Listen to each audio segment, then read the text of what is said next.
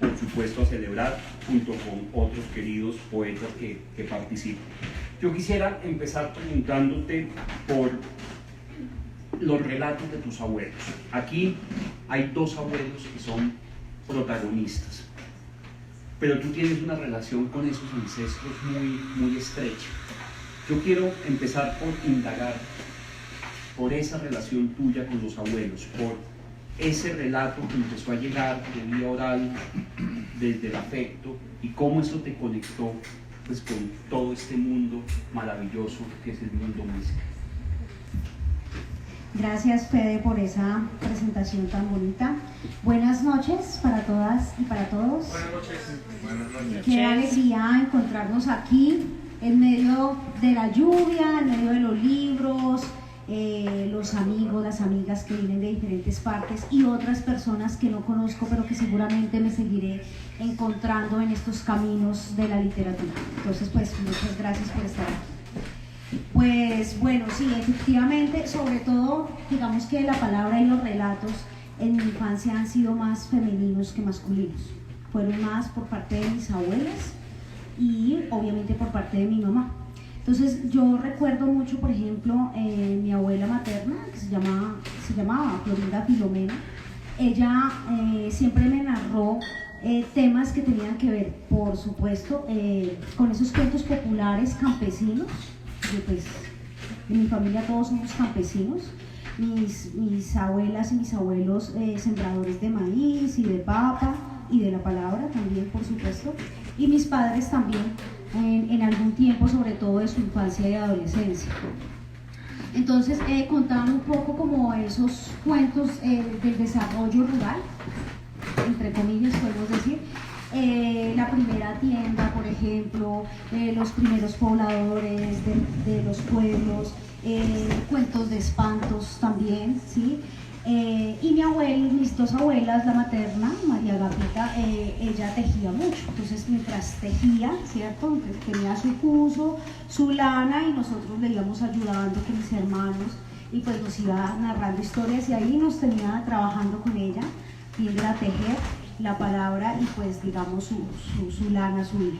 Y otro de los recuerdos que también tengo en la infancia es que cuando cortaban la luz, yo digamos como que nací y crecí en una vereda de Chía, cuando cortaban la luz muy seguido, que eso pasaba, mi mamá ponía una vela y se ponía a conversarnos de muchas cosas, digamos como de su vida, de su infancia, del río, de los paisajes, de los árboles. Entonces digamos como que todo esos cuentos familiares, todos esos cuentos de pueblo, todos esos cuentos de historias de vida, pues se le van quedando a uno adentro, ¿sí? Entonces yo creo que eso fue pasando como en mi infancia, y luego pues van saliendo ya como en la adultez, y pues la cultura muisca siempre ha sido algo que me ha interesado, y desde niña pues empecé como a escuchar, pero entonces no era tanto como los muiscas sino los chipchas, ¿no? Entonces se hablaba de los chipchas, hubo unas investigaciones, y entonces digamos que todo eso, casi siempre, todas las cosas que voy encontrando pues las voy relacionando precisamente con esas voces de esas mujeres, mis antecesoras, mis abuelas, mi madre por supuesto. Obviamente que mi padre y mis abuelos también, digamos como que tienen un protagonismo ahí, pero no es tan fuerte como el de las mujeres de mi familia. Entonces digamos que vengo de esas narraciones orales muy ricas, y creo que de hecho eso se nota también como en la escritura, todo lo oral, ¿no? Esas maneras de hablar que también nos van particularizando, porque no todos hablamos de la misma manera, ¿no? Entonces pues eso es muy bonito, porque siento que cuando hablo y cuando escribo pues están presentes mis abuelas, mi familia, mis ancestros, todo el tema pues cultural de mi país. Pues creo que lo has dicho, este es un relato para leer en voz alta. Yo creo que este es un relato para leer en voz alta, para leerlo con jóvenes, con niños, y tiene mucho de esa traducción, como de esas emociones que tú recibías de parte pues, de tus abuelas, ¿no? Siento también que es un relato donde se fusiona muy bien, primero como una cosmogonía universal, que es esa cosmogonía muisca tan rica, tan maravillosa, tan poética, tan sabia en lo científico, con tu experiencia personal. O sea, siento que aquí está tu vida, pero está tu vida un poco también vista a través de esa mirada, como de esa cosmogonía. ¿Sí es por ahí como el asunto? Es que finalmente, como dice, ¿no? Somos polvos de estrellas, ¿no? Entonces, la naturaleza habla por nosotros y nosotros todo el tiempo estamos en un diálogo constante, en una relación constante con todos los seres vivos. Entonces, pues, al crecer uno en una vereda, pues está acostumbrado a los árboles, está acostumbrado a los pájaros, a ir a caminar al río, a subirse a los árboles, bueno, todos esos juegos de niños. Y creo que lo que ha hecho es que en la madurez, ya cuando uno está más grandecito, poder hacer conciencia de su historia y cómo su historia está tejida y articulada con las otras historias, con los de antes y con los de ahora, ¿no? Todas las culturas me parecen a mí maravillosas, todas las formas de vida me parecen maravillosas. Pero, por ejemplo, conociendo un poco más la cultura muisca, pues porque Chía es un territorio muisca, al igual que otros municipios de Cundinamarca, ricos pues en sus mitos, leyendas que no son tan mitos y tan leyendas porque fueron verdaderos, ¿cierto? Era su filosofía de vida, amar a la madre tierra y demostrar ese amor a través pues de su vida en la cotidianidad, ¿no?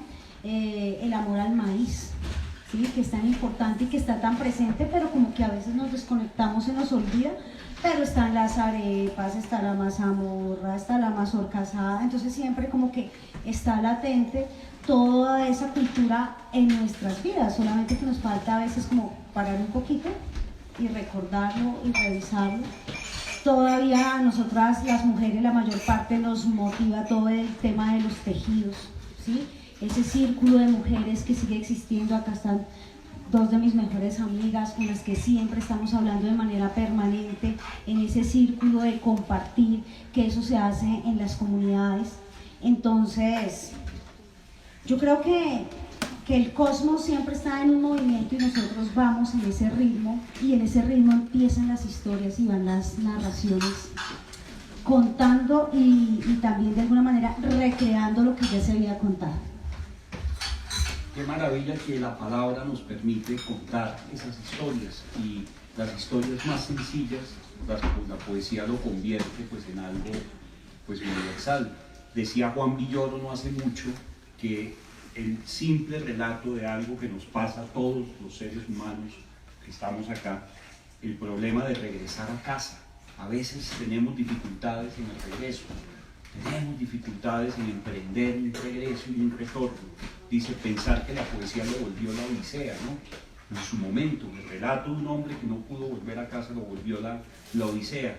Toda esta cosmogonía que de alguna manera atraviesa este relato, todo ese mito donde estamos preguntándonos por nuestro origen, esa eterna pregunta de querer buscar nuestro origen, siento que tiene muchas respuestas acá, muchas respuestas no solo en los personajes, tiene muchas respuestas en los símbolos que utilizas.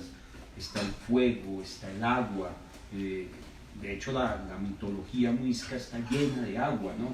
Entonces juegas muy bien con los elementos. Háblanos un poco de esto, estos elementos, estos símbolos que tú plasmas acá. Bueno, pues es que es algo extraño, ¿no? Porque a veces uno hace cosas que ni siquiera se da cuenta que tienen una repercusión o una belleza o una profundidad que van encontrando también los otros, ¿no? Y que luego uno mismo, después de un tiempo, al regresar al texto, los va encontrando. Este texto yo lo escribo en 2020, era un texto que yo quería escribir ya hace muchos años. Tengo amigos y amigas de la cultura muisca, yo siento que de alguna forma todos lo somos. Sin embargo, hay personas que están en sus resguardos, que están en sus cabildos, que tienen una forma de vestir como vestían sus abuelos, sus abuelas, de comer y de vivir, ¿sí? Otros tal vez no es que no, pues no lo hacemos de esa manera, pero lo sentimos de otra forma. y sentir precisamente esos elementos como el fuego, como el agua, como la lluvia, como el arco iris, como los mensajes de los pájaros, esos rituales que se hacen para la siembra, para la cosecha, que son tan importantes, tener esa conciencia y ese valor por cómo la tierra nos provee, ¿cierto?, el alimento, y de cómo todos somos hermanos, según, digamos, no solamente en el tema familiar, sino según nuestros sentimientos, nuestros intereses, lo que nos gusta. Yo creo que todo eso está siempre muy latente, digamos, ponerme como a decir, no, es que yo investigué lo del agua y entonces saqué las palabras más importantes. No, yo no lo hice de esa manera porque creo que todo tiene que ir fluyendo precisamente como fluyen los ríos, las quebradas y las cascadas. Entonces, como que pasó mucho tiempo y luego fue saliendo este texto pues hoy. Y gracias a esa relación que les comentaba de estos amigos y amigas de la cultura muisca, que son educadores, que son gestores culturales, que hacen música, que hacen pedagogía, que se preocupan por la difusión de la cultura muisca. Entonces esa admiración también como por ellos, yo creo que también me fue llevando con esa fuerza a esta escritura.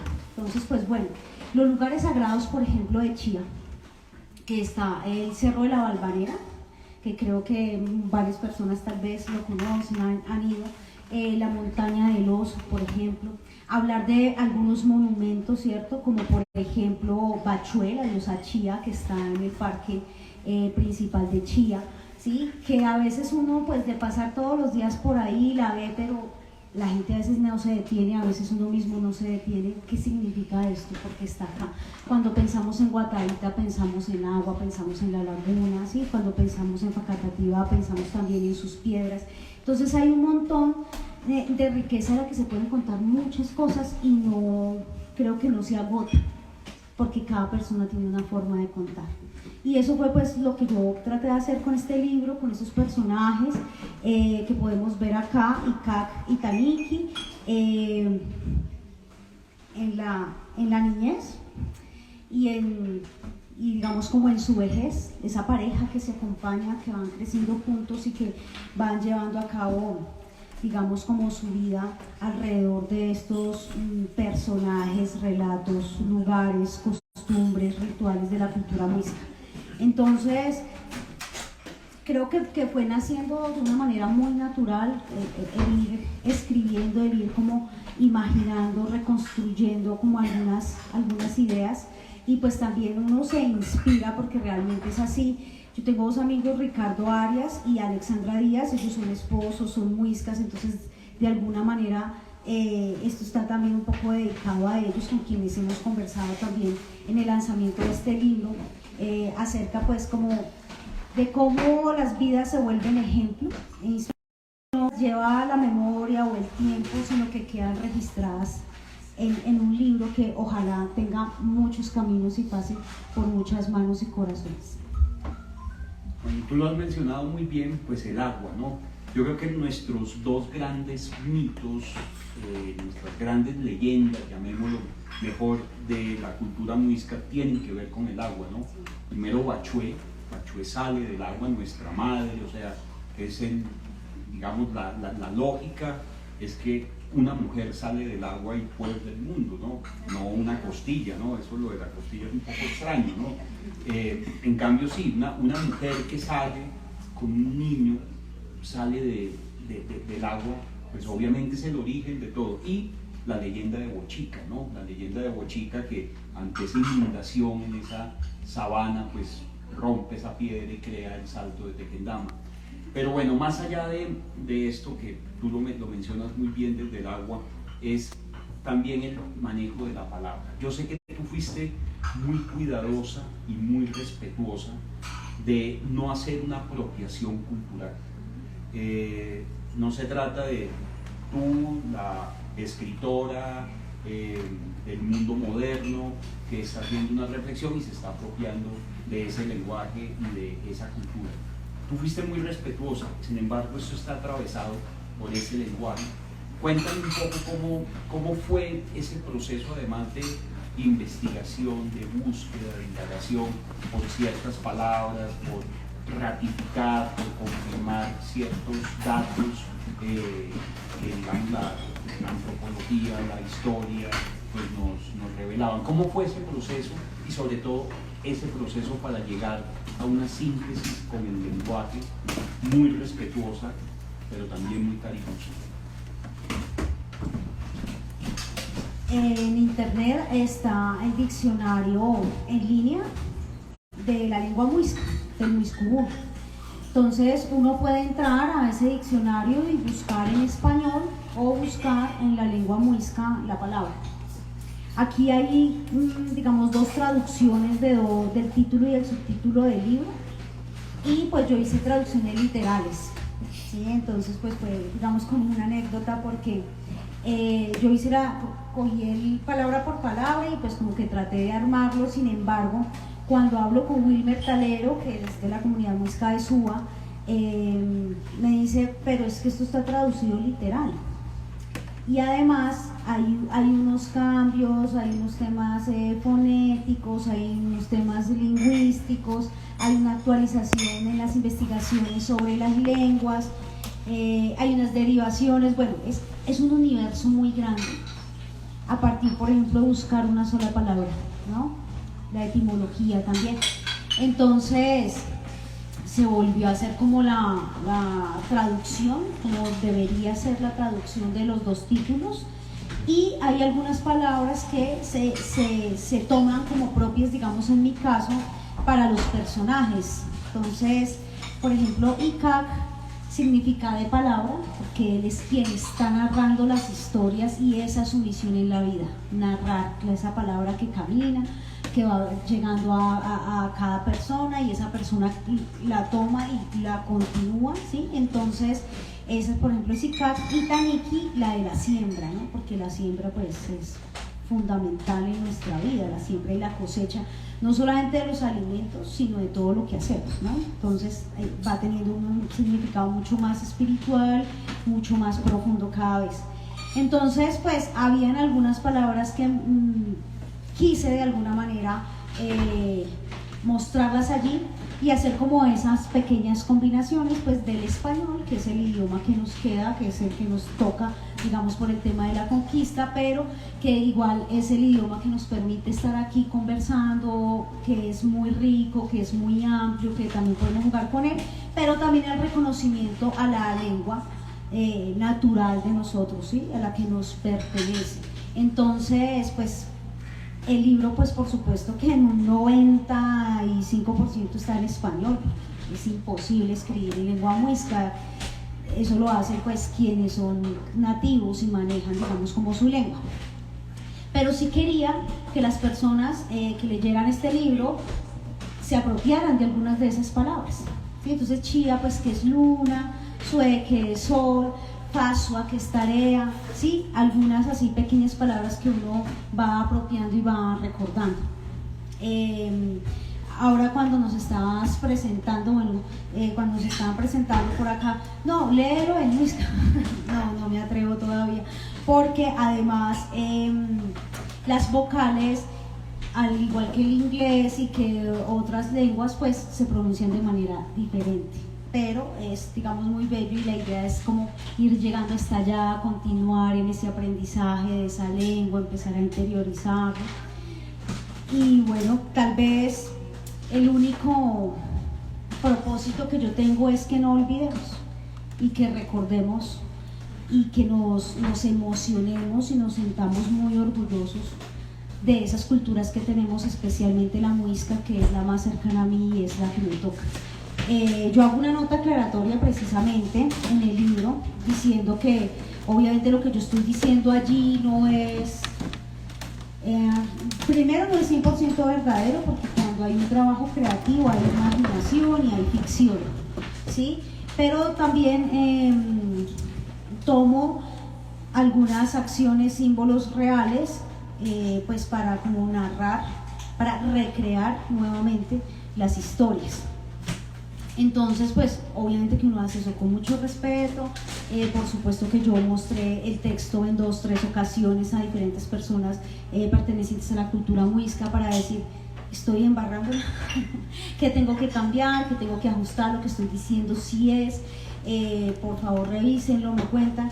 Y bueno, realmente me fue muy bien, se emocionaron mucho con el texto porque ellos están en ese trabajo de apropiación, difusión, recuperación, y la literatura hace un papel muy importante e interesante en eso. Entonces, pues, por ejemplo, el Cabildo y el Resguardo estaban muy contentos porque ya no es solamente en utilizar, digamos, como la palabra en sus propios círculos, sino también aferrarse al arte que está muy presente en sus vidas para seguir como difundiendo lo que ellos son. Por supuesto no les vamos a contar el argumento para que lean y se aproximen al libro. Yo quisiera que me contaras un poco el proceso de edición. Tiene unas ilustraciones muy bellas de Ana María Ospina. ¿Cómo fue ese trabajo para la edición? Por supuesto, el estilo del ministerio. ¿Cómo fue ese proceso de edición y desde el momento en que ya estaba el relato escrito y ya tú lo tenías en tu archivo de Word a convertirse en este libro? Bueno, ha pasado por muchas etapas porque es que la primera ilustradora no fue Ana María.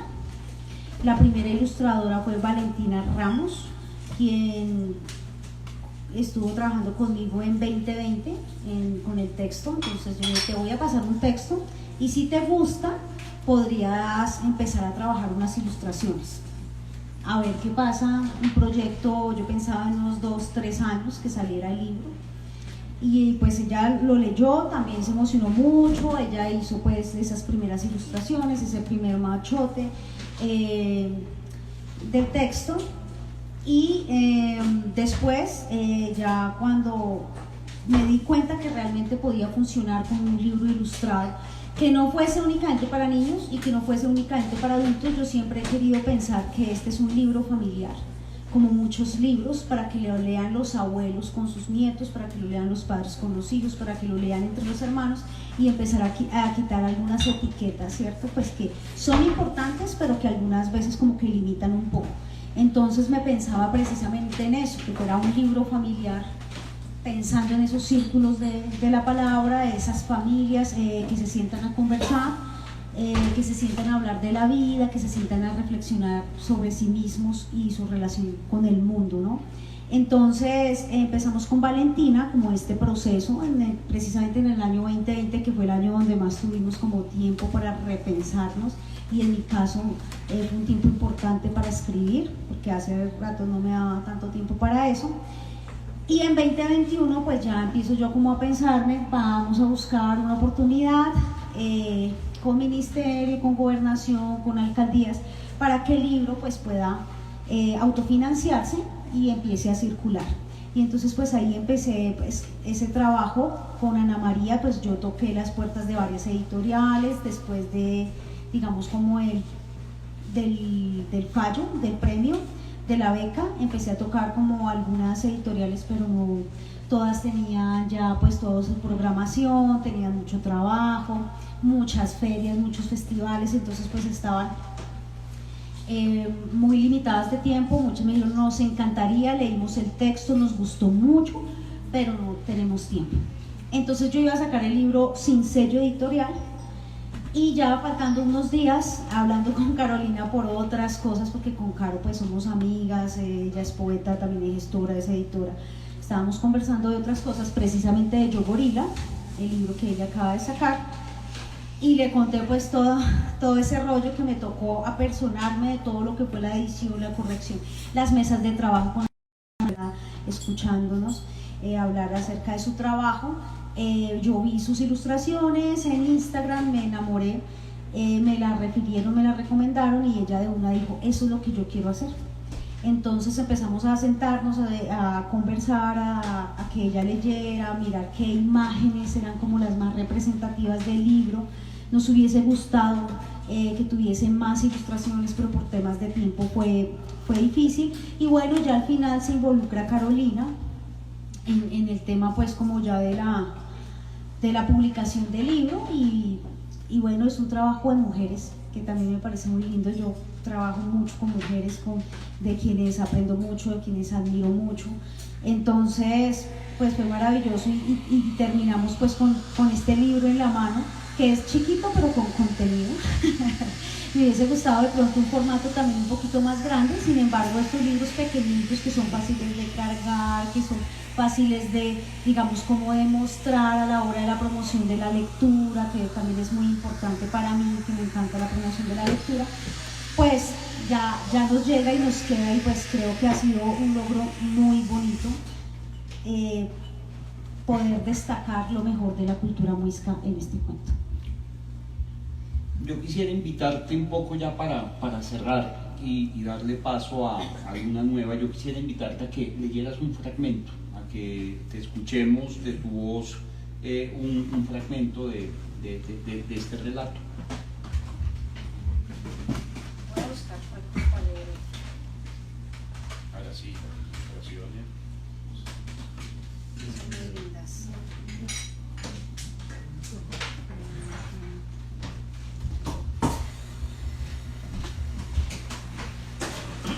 El abuelo terminó el ritual del tabaco, tomó chicha y guardó silencio por un par de minutos.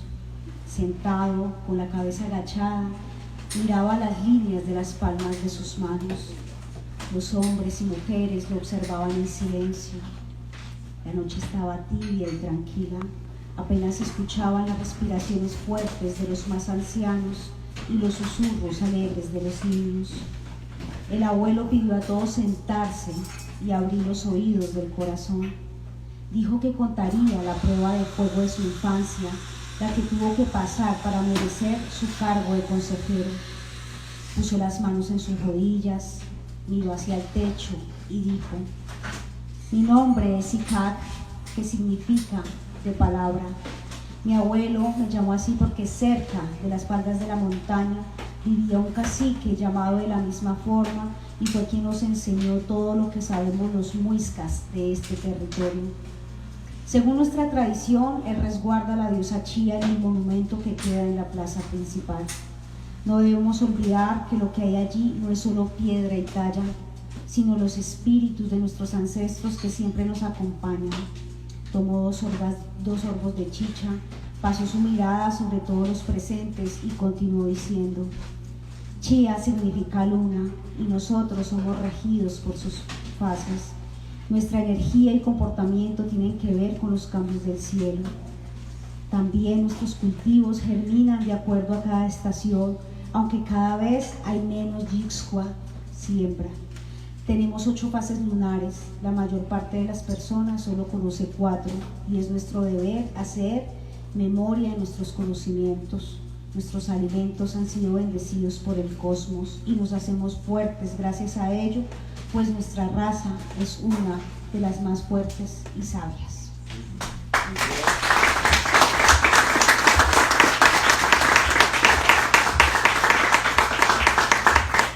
Nosotros quedamos muy antojados. ¿Dónde conseguimos el libro?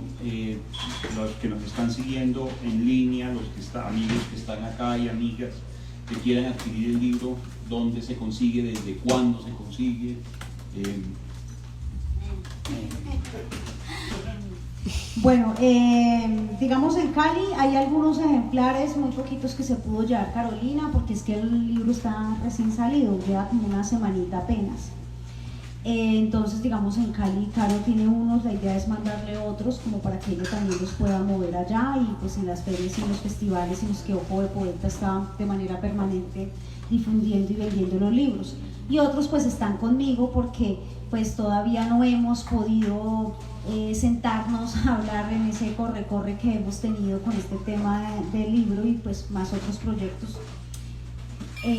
Poder convenir cómo va a ser la distribución, si va a estar en librerías o si únicamente a través de ella como editora y como yo como autora pueden adquirir el libro. Pero estamos en esa tarea juiciosa y muy pendiente de poder contarles a las personas, porque sé que hay gente que como que tiene ganas de tener el libro, ya me lo ha dicho, pero casi que no he podido casi contestar. Pero por el momento Carolina y yo. Entonces, a ver, Pues es que tengo una pregunta. Ya, lo siguiente es que nos estamos reencontrando con nuestro pasado muisca en la zona andina de Colombia. Y quiero preguntarte por lo siguiente: si la cultura muisca basaba sus predicciones en la posición del sol y de la luna sobre el agua, así como los mayas se basaban en sus predicciones en la posición del sol sobre la pirámide de Chichén Itzá. Bueno, yo la verdad no puedo llegar hasta, hasta allá. Yo dije, me va a corchar, ¿verdad?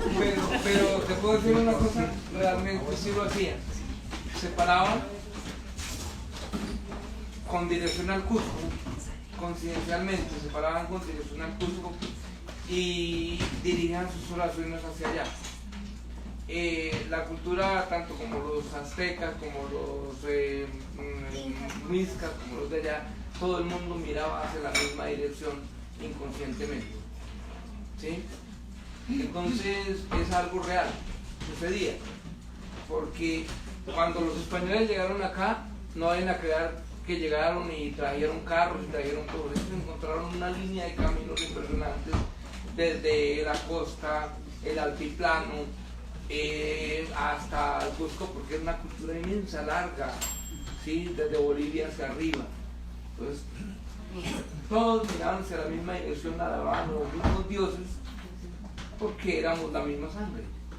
Chía, yo soy boyacense, soy de Alpía del Sol y del Acero, me crié creyendo en la cultura sanoa, que era mi tierra.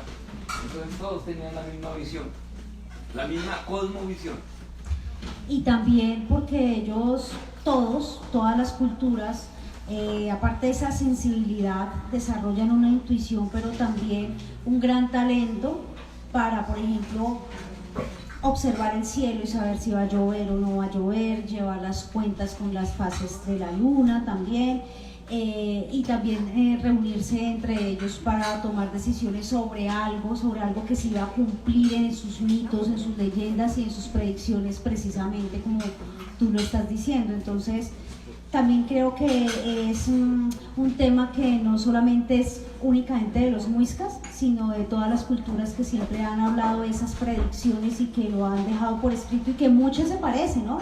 Utilizan otro tipo de lenguaje o de palabras o de simbología, pero finalmente va como hacia lo mismo, y comparten, por supuesto, el amor por todos los seres vivos y el respeto y la preservación de la madre tierra. Creo que eso es fundamental en todas las culturas y es como el mensaje más importante que creo que hay en la cultura muisca, y por supuesto en las que se parezcan mucho, ¿no?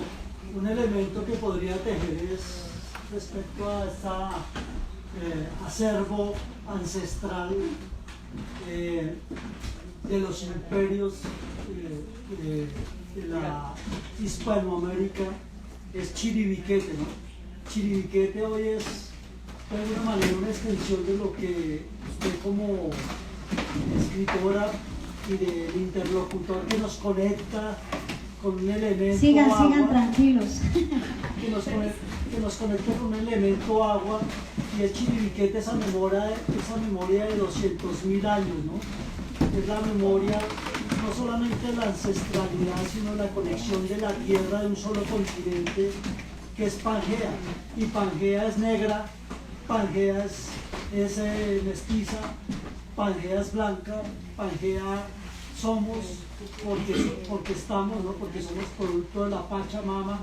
Entonces esta conexión del elemento agua como el conector acá, el expositor de este renacentro, ¿sí? Renacer en el centro. Afortunadamente el centro está hoy, el corazón está más cerca del centro, ¿no? O sea, sentir y pensar, sentipensar, una palabra que aprendimos hoy, esta semana, en el marco de 300 organizaciones sociales de Colombia, trabajando y pensando, sin sentir, pensando las mismas palabras que uno entiende, y en su obra escrita, plasmada en este texto, es como el Chiribiquete que tiene una memoria escrita, ¿no? Que nos está diciendo desde la mujer desde la vida, desde la resignificación, pero también desde cómo nos sentimos y cómo nos vamos a ver después de este momento, de esta ruptura de la pandemia.